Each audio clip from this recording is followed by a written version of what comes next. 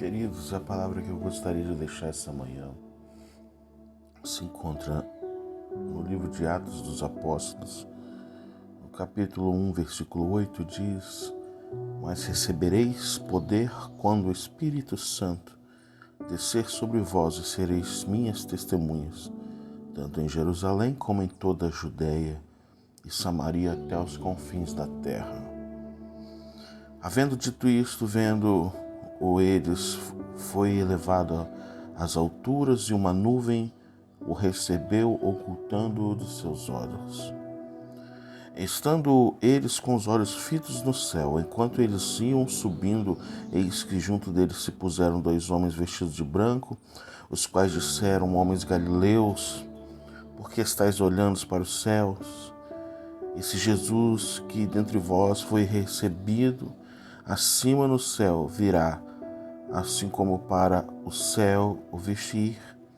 Então voltaram para Jerusalém, do monte chamado das Oliveiras, o qual está perto de Jerusalém, à distância do caminho de um sábado.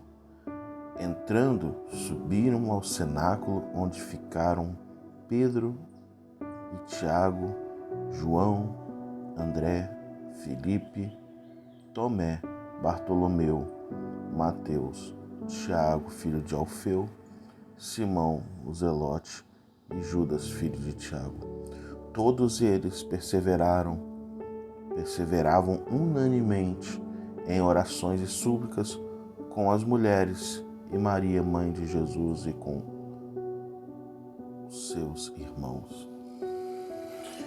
Muito se questiona hoje sobre avivamento, se fala sobre avivamento.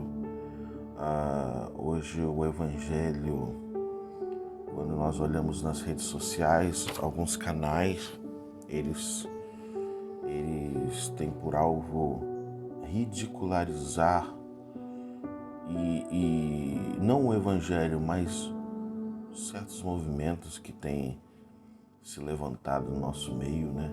Não é de hoje em que muitos se auto-intitulam apóstolos, profetas, homens de Deus com muito poder, mas nós vemos uma igreja poderosa, e ela não foi poderosa apenas somente depois de Atos 2, depois do dia de Pentecoste, a descida do Espírito Santo. Eu acredito ser uma igreja poderosa, uma igreja que ela persevera, uma igreja que obedece, porque Jesus disse: Ficai em Jerusalém, até que do alto sejais revestidos de poder, e depois ide. E ele diz assim: Então voltaram para Jerusalém do Monte das Oliveiras. Entrando, subiram ao cenáculo onde ficavam os apóstolos. Todos eles perseveravam unanimemente em orações e súplicas com as mulheres e Maria com seus irmãos. Irmãos, o que faz uma igreja ser forte de fato não é a receita forte da igreja, não é um grande templo, não é grandes campanhas, festivais.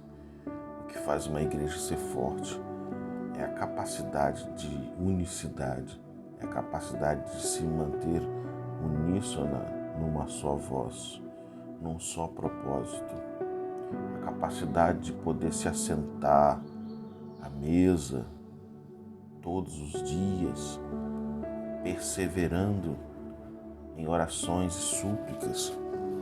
E no capítulo 2 vem a descida do Espírito Santo, mas no capítulo 3 tem algo aqui que me chama muito a atenção.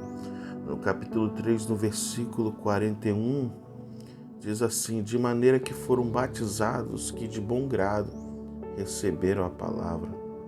E naqueles dias foram acrescentadas igrejas quase 3.000 almas.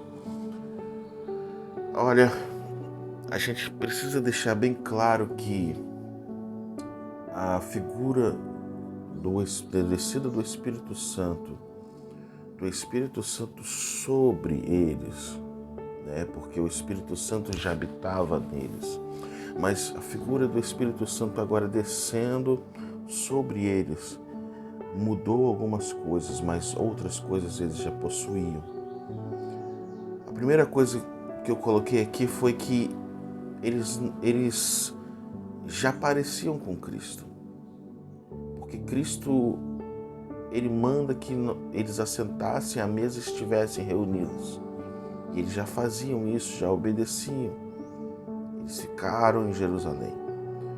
Ele não os fez andar em comunhão. Atos 2 não fez eles andarem em comunhão. Eles já andavam em comunhão antes de Atos 2.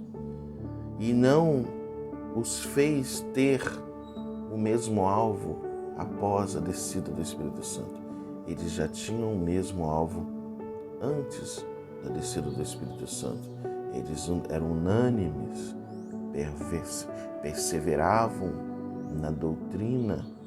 Agora, o que Atos 2 faz? Atos 2 vai dar voz a quem não tinha. Pedro tinha voz.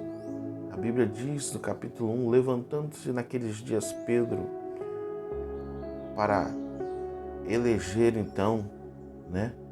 Para então falar sobre a eleição do 12º apóstolo, porque Judas havia se precipitado e se suicidara.